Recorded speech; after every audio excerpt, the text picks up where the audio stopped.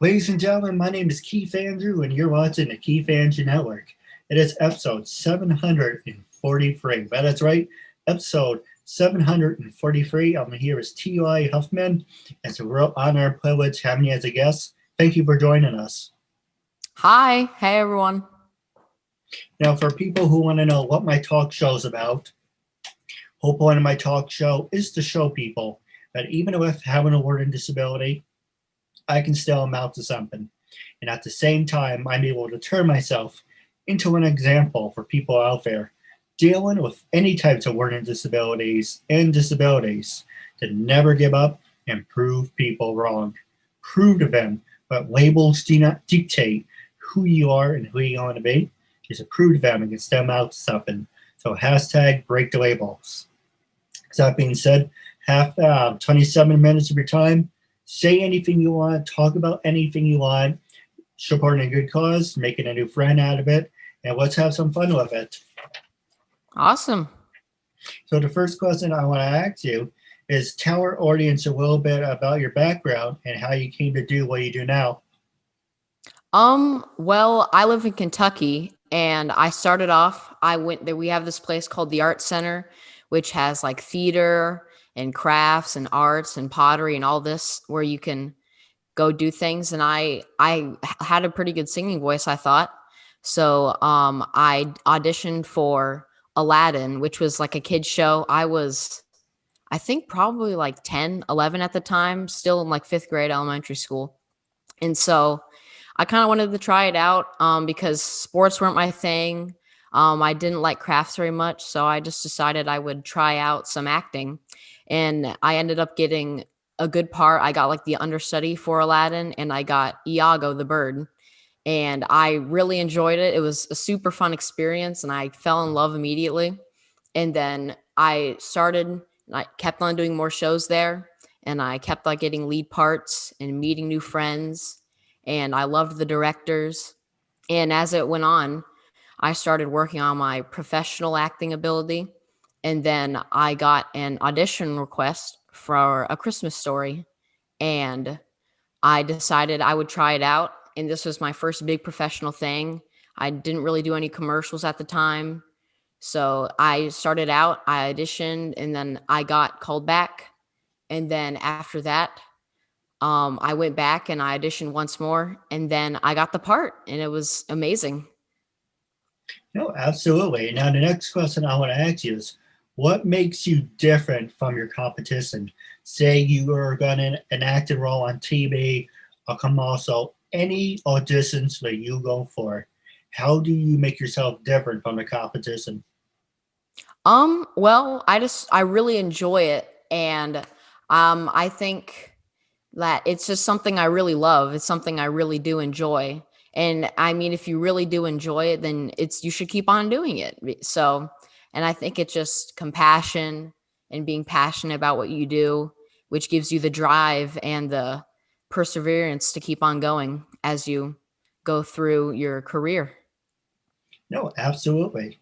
It's always better to be 100% professional, upfront, be real, don't put a mask on, and just be who you are. And that always connects with people. Never just put a fake face on, and then people will know that if you're really trying or you're trying to pretend to be other people. Mm-hmm. Yeah. Now, the next question I want to ask you is, do you have it, because you're still young and you're in the business, but you have accomplished a lot, do you have any successful stories that you overcame? Um, I think I didn't really have too much stage fright in the beginning because I just wanted to be myself and really do what I enjoyed. But I think there probably was a few things that I did have to overcome. I think dancing, because I do take dance classes, because tapping, ballet, all those, I really want to work on it. And I think getting through the struggles of learning how to do more dance, and I would join a group and they'd all be doing triple pirouettes all across the floor, and I wouldn't know what I was doing. And so it was a lot. I would try to practice and practice every day, working all my dance moves. so then I could become one of the best and work at what I do. So, No, that's the same thing with my talk show. You do it constantly. I've been doing this for 7.5 years. And you watch from the very beginning, from 2013 to about now, you see a process, how you evolve over the years. You get to practice, you build up confidence and say, you know what, this is what, for me, this is what I want to do to the day I die. So I take this very seriously. I take every episode very seriously. And if you have that heart and passion, people can see that and it can resonate with you. If you're kind of like, well, today on the show, we're going to talk about this. Don't be phony because, I have a habit of doing things half-ass.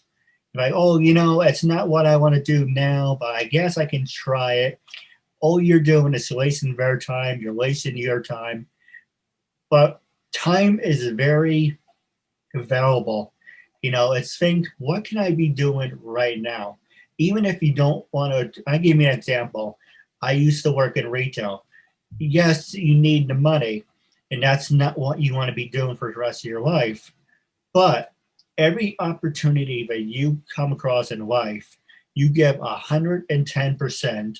You give nothing, and you try to connect. And if you can connect with one person or a handful of people, then that says a lot about you. Say, hey, I can connect with anyone. I don't have to put a face on. But the next question I want to ask you is, when you're in school, obviously now you're not in school because of the whole Corona thing.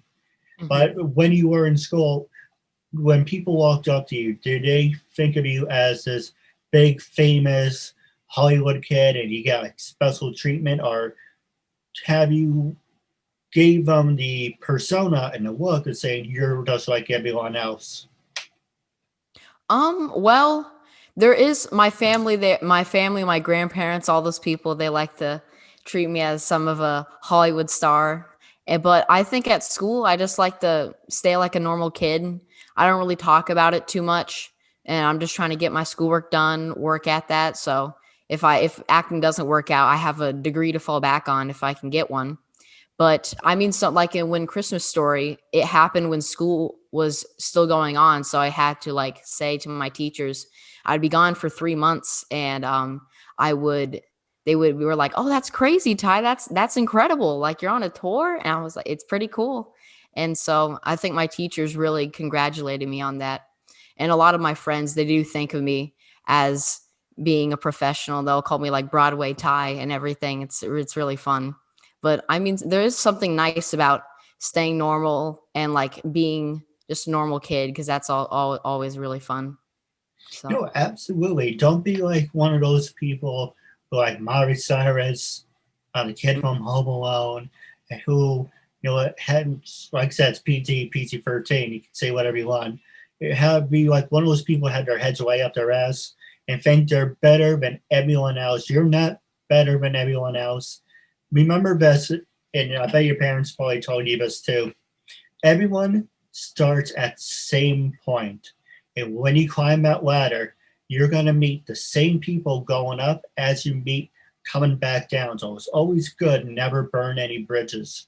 Even if you don't like somebody, put a smile on, even if it's a fake smile, be respectful and say, thank you for your time. Wish you the best. And thus, don't say anything like, oh, that person can go to hell, and I never liked that person anyway, because that will come back and bite you. So it's always look at the bigger picture. Yes, you may not like this person now, but down the road, some way, in one form or another, it will come back to them. And it's all about being the better person, being the bigger person. yeah, it's so true, because we all start at the same point, like you said. So it's just about who's willing to persevere and try do their best, 110%. No, absolutely. And it's always important to have a great childhood. You never just want to rush into the career and you be like, I wish I did this when I was younger. It's always look at things 50-50. I don't have a quarter in front of you, so I use this paper. One side is you're famous, one side is your normal life. The paper is the divider. And now what you have to realize is everything is cut down 25, 25. If that makes any sense. If you have two quarters, how would I actually I suck at math, so you know what I mean. Like you have a quarter, it's 25, percent you go this way, number 25% you go the other way. But you always have to find that silver lining of being in the middle. I'm not going to change my personality. I'm not going to let fame go to my head. I'm going to enjoy being a kid. And a lot of people, I give you an example. I asked my mom why, because I'm the youngest out of four brothers and one sister. I said, why didn't you want any of us to be kid actors or model actors? And she said, I didn't want that type of life for you. But at the same time, you kind of be like, well, 50-50. It could have worked out beneficially, or it could have been a colossal waste of time. But the main thing was she didn't want to take our childhood away from us. So it's always important to find that balance. Yeah. And I mean, I chose my acting career because it is what I wanted to do, but I got to keep with my friends, and I still do fun things like as a kid would do, and playing all little games and whatever. So you just got to keep your childhood, but you can also have your kind of famous side of perspective. So Absolutely. We're going to take a quick commercial break. And when we're coming back, I ask you some of your favorite sports and about social media when we come Keith back. Andrew's show. He's doing a terrific job. Make sure you like and subscribe, and stay tuned for more awesomeness. Ladies and gentlemen, welcome back to the Keith Andrew Network. We just came back from a quick round of commercial break. The first thing I want to talk about is every Saturday for people who live in New York City and Manhattan. If you live in Manhattan, every Saturday, 10:30 in the morning, Channel 2, you get to see some of the highlights of the Keith Andrew Network. So don't worry, if you don't live in the city, that's not a big deal. Next thing I want to introduce, well, I've been introducing it for a while now, but it's a brand new name, is 24/7. That's right. Anytime, any place, anywhere, you can watch the Keith Andrew Network on Facebook and Instagram. You can watch 743 episodes. Thanks to my good friend here. We're up to 743. You can watch the very best, the very ugly, and the so-so interviews anytime on the Keith Andrew Network. With that being said, our social medias will be on the bottom of the screen. Our Instagram battle. I'll be on the right, you're on the left, so follow us on social media. And the first thing I want to ask you is social media. Can social media make you or break you? With everything that you accomplish in your life, do you give thanks to Facebook, Twitter, Instagram, or any other websites for that matter? Do you think if that's a massive part of your career of getting on TV, commercials, or do you think it's just there for make noise? Well, I personally I don't use social media as much now. I kind of use it just to connect with people, and I did use it for a bit to like push myself into, because it definitely can be used like that. There's like a bunch of training on how to push your Instagram, more followers, and more how to project yourself out there. But personally, I've just used it as just a way to say hello, say what I'm doing. And like I would post pictures of Christmas Story, the tour, all the time. But um yeah, that's about it. But Instagram, there's a big part of it where it can really help you. And yeah, I mean that's really all I have to say.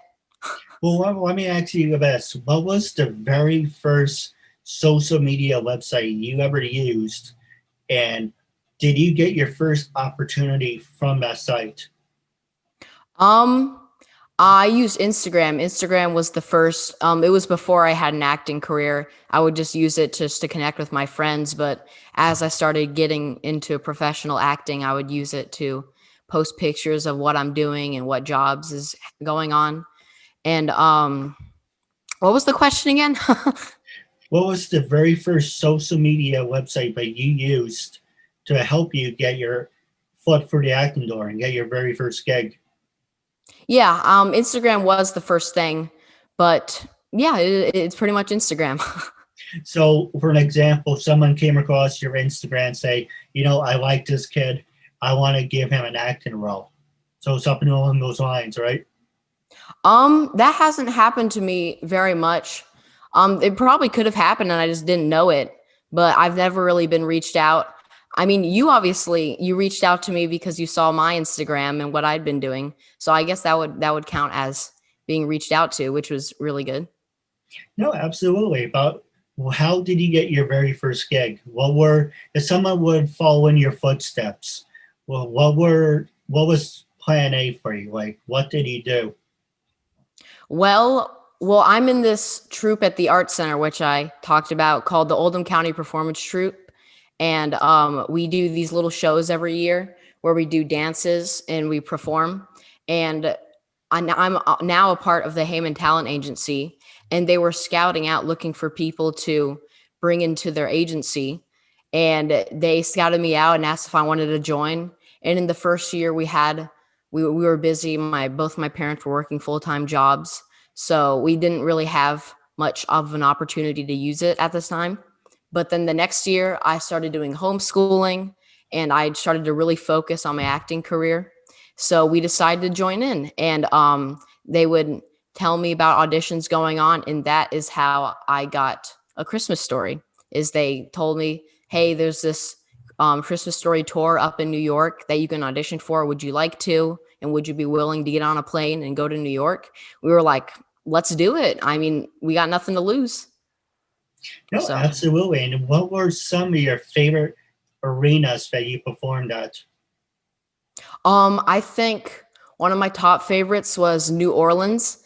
They had this beautiful theater. It was next to like in a collapsed building. I forgot what happened, but the ceiling was all blue and it had like stars. It was very, very vintage looking, like pillars, statues. It was very nice. I loved it so much. It was a really beautiful theater. And we would all take pictures. Like we would all stand on the stage and with all the stage there. And that was by far the best looking one. No, absolutely. And what arenas do you want to work or have the chance to perform at? There's Westbury and Long Island. There's Nassau Coliseum. There's the Meadowlands. Madison Square Garden's a big one. What are your top four arenas? I think I don't know too many, but I know one. One's in Michigan. Oh, I don't know what it's called, but we went there. We went to watch the Phantom of the Opera. We went to watch that there. And it was the second one, Love Never Dies. And the theater was beautiful. It was, like I said, very old, but it was beautiful and it was huge. And we watched it there. I think that would have been a really nice one to perform at. So. No, absolutely. Now, the next question I want to ask you is how can our listeners get in touch with you, and what's next step for them to get started with you? You can just visit my Instagram. I haven't posted in a while just because of coronavirus, and I'm kind of just waiting it out, staying at home, doing my thing, and Instagram is usually a good way. So yeah, I mean that's the only really way you can reach me. So. Well, one thing I would say, for me, I use the top four: Facebook, Twitter, Instagram, and LinkedIn. Yeah, I don't have Facebook and I don't have Twitter because Instagram's usually my main platform. But you should definitely get on LinkedIn. It's always good to have recommendations. Yeah. And the next one I want to ask you is what is coming up on the horizon for you, and where are you heading to next? Passing the show over to you. Right now, just with all the coronavirus stuff rolling down, I'm kind of just settling down, getting ready for school, for all that to start up. And I think maybe next on the horizon, I'm gonna focus. So, because this is my freshman year of high school, so I want to focus a lot on my schooling because now it becomes a lot more intense and a lot more. It's a lot more detrimental to your going to college and getting a degree and getting a job. So I want to focus a lot on that this year. But I still also want to do some acting gigs and do what I love, which we're still doing stuff at the Arts Center with all precautions and everything, which is really good. So I can still see my friends. So I think that's probably all. No, absolutely. And one thing on behalf of the Keith Andrew Network, we want to say when you're out in public, please wear a mask. It's not that hard. It's not that complicated. You know, I went walking with my dad today, and you can cut it with a knife. You know, there's about 4 or 5 people with masks, and there's another handful of people without masks. Number one, you can't think stupid, but you can numb it with a 2x4. But I'm not saying it had stupid with people with 2x4s, so I'm clarifying that. But you have to take it seriously. But what's the last 6 minutes? I'm going to pass it over to you. Was there anything you wanted to talk about? Any funny stories you want to share? Any funny pranks? I don't think right now. No, I don't have really anything. If I do think of something, I'll tell you, but I don't think so. No. All right. Well, we do have like 5 minutes left, but the next question I want to ask you is, are you always on your iPad or iPhone? I do very enjoy. I watch YouTube a lot. I like to watch people play video games. I do enjoy video games a lot. I'm not. I do have an Xbox, but social media, I don't use that very often. I kind of pop in, I'll post something once in a while, look on someone's story, but that's really about it. But I do enjoy watching YouTube and watching people do other things because I love YouTube a lot. That's a big part of what I enjoy watching. So, No, absolutely. So this one I think you would like is, are there any apps on your phone that you can't live without, that you have to have? um, I think YouTube. I mean, I could definitely live without my phone. I mean, it probably is possible, but I think it's a big part of what I enjoy watching. I think I don't play very many video games on my phone, but on my Xbox, I do really enjoy having an Xbox because I can socialize with my friends who also play video games on there. So I think an Xbox would be one of those. What were some of your favorite games on like the iPhone? Give me an example. I used to play the Pokemon game, which was actually really good. Graphics are great, and I've seen Pokemon so many times in English, I got so tired of it. So I actually turned it into Japanese because, I thought it was different. But one thing I hate about the game is if you don't have a strong internet connection, the game disconnects. But, do a little plug for Pokemon fans. It is a fun game, but if you can overlook the internet connection, all that, I would actually recommend it. Yes, I love Pokemon, and I used to play the old Pokemon games on my DS when DSs were a big thing. So I love Pokemon. Pokemon's such a good game. What about, let's see, looking for something good. What are some of your favorite activities that you enjoy, that you see that you like to do? I mean, I don't play sports, but I do enjoy playing catch. I enjoy swimming a lot in the pool with my friends, and I also enjoy video games. And sometimes I'll whip out a piece of paper and draw a little bit with my sister. So, yeah, I think sports. We have a badminton net in our backyard, which we set up a few weeks ago. Badminton, it's like tennis. It's like a tennis with a birdie, but I do really enjoy that. That one's also fun. Versing against my dad in that, it's always really fun. No, absolutely. And now, what is next for you?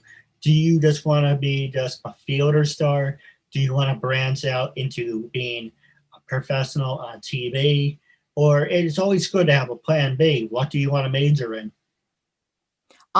Well, I think my main thing is being an actor and being on a stage, being in theater. I love being backstage, all the hype, getting on the costumes, quick changes, all the scenes. I love being on a stage. And then TV would also be really fun because you get the luxury of cutting scenes and redoing scenes that which you don't really get on a stage. So, and then I think plan B would be like getting a degree. And I really do enjoy coding, computer science, all that kind of field of work. So I've been kind of working at coding and computer fundamentals. So I think getting a degree in that and then working in like software engineer would be really fun.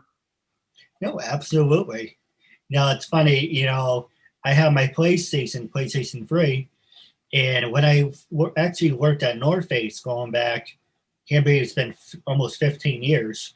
I met this guy who his friend hacks video game systems. So yes, it's nice to have because I have Super Nintendo, Sega. Kind of wish I had more games on it at the time. But I was like, eventually, unfortunately, system's going to break. So I'm thinking, I don't really want to hack my PlayStation, and I want to play Nintendo, Super Nintendo, Game Boy, Game Gear, play all those classic games again, because it's stupid to go out and or rebuy them because they're not really compatible with the TV. So it's a whole big thing. So hey, maybe you can learn how to hack.